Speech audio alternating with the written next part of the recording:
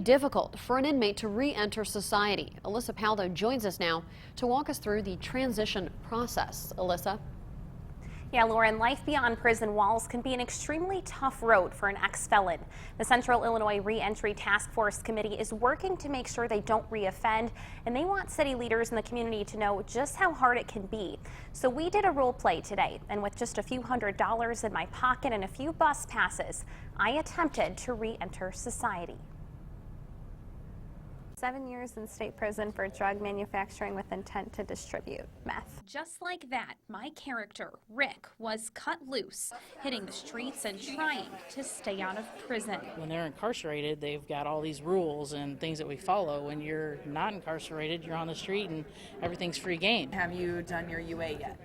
No. Urine test. All right, you got to go do that then. We can't help you unless you have an ID. Hi, how can I help you? I need a state ID. With my ID in hand, I set out for the first of many mandatory weekly tasks as part of my probation, a drug test. You are negative. Good job. Right, Good job. I was lucky enough to grab some food at the food bank, but some of my fellow inmates would soon get turned away as the supply ran out.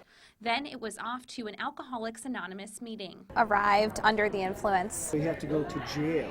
Not staying clean landed me back in jail.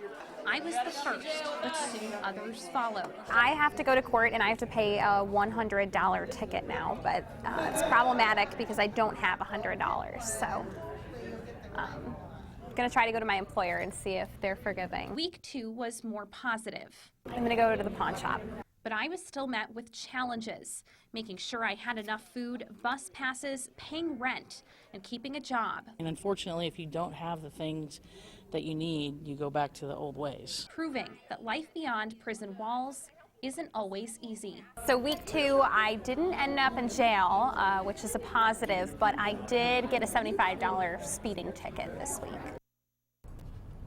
And now the task force says its goal is to make sure resources are available for these ex-offenders to make sure that that transition is easier because their success makes the entire community safer. Lauren?